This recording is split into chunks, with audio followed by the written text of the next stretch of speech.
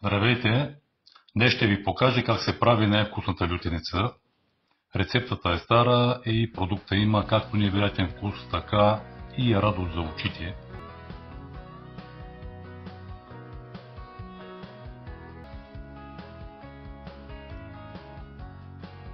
Куче пазач, в случая се казва Кая.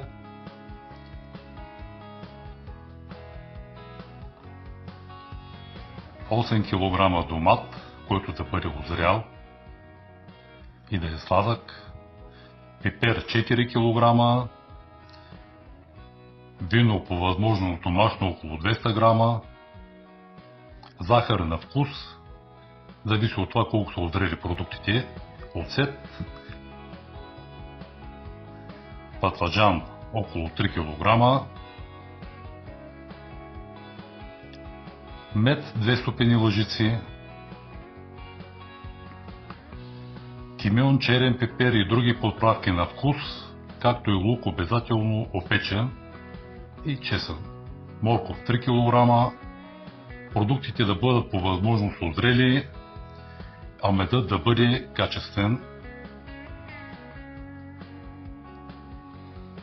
Когато някой ви каже, че има рецепта от поколения преди него, го накарайте да ви даде някакви доказателства, а не празни думи. Ето това са инструменти на нашите предци и ги имаме от 4 поколения у дома. Погледнете патината, която е хванал уреда за премахването на сърцевината на пипера. Това се получава, когато той е направен от мед и е престоял дълги години и изложен на атмосферните условия. Сега такива уреди ги правят от кашкавал.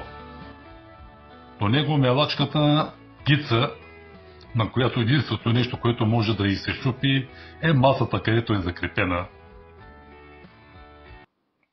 И така домата се нарязва и после се смила.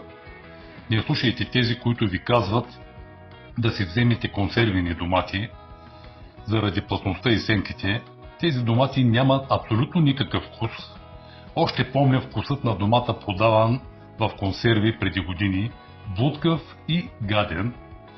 Купете си домат, който е вкусен, и това, че може в лютеницата да има семки, не е фактор. Ако толкова ви пречат, минете домата през сокоизчиствачка.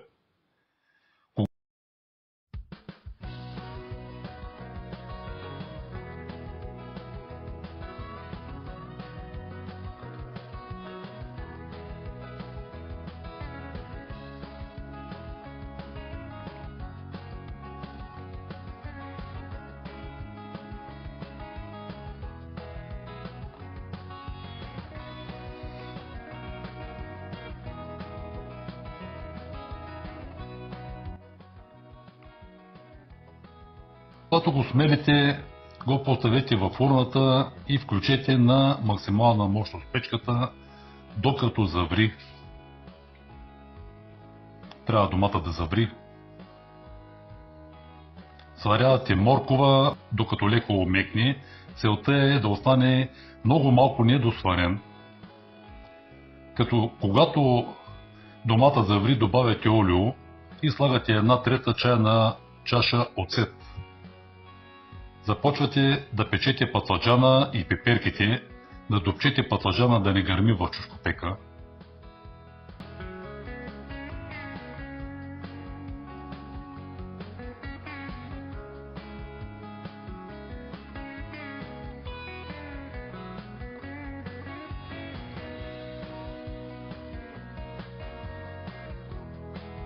Може да опечете и лукът, ако желаете лук.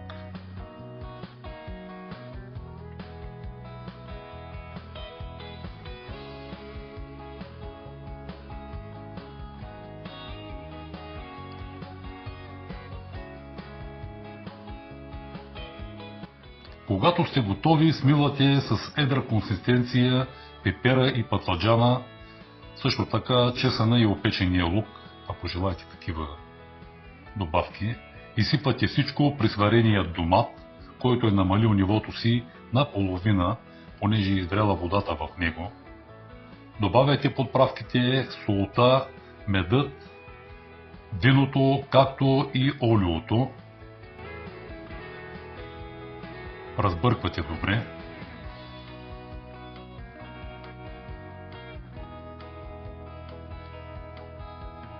Виното около 100 на 150 грама сега. Преди това пак сте добавили още толкова. Добавяйте 2 лъжици мед.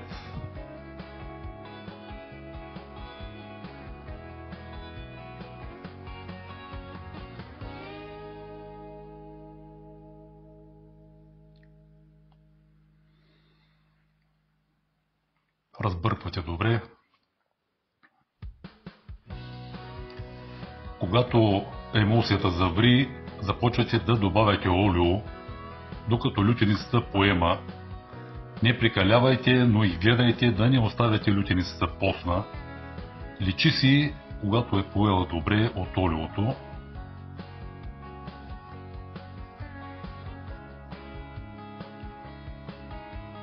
Ето така трябва да изглежда. Когато лютеницата е поела добре от олиото, изглежда мазна по този начин. Разбърквате добре. Опитвате лютеницата и добавяте на вкус подправки и сол, които ви липсват.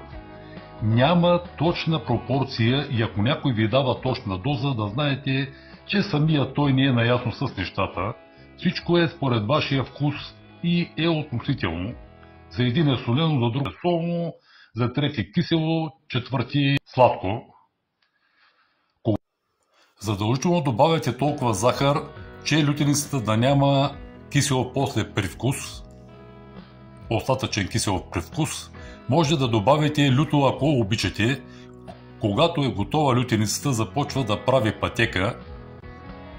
Вадите тавата от фурната, желателно да я изчакате да изтини, за да не ви пари, и пълните в буркани.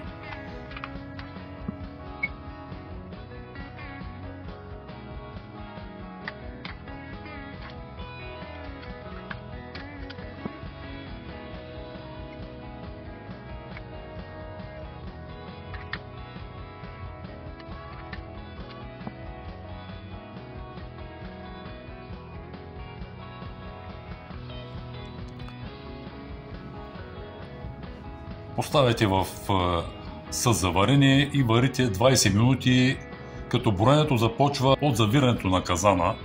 Аз варя бурканите на газ.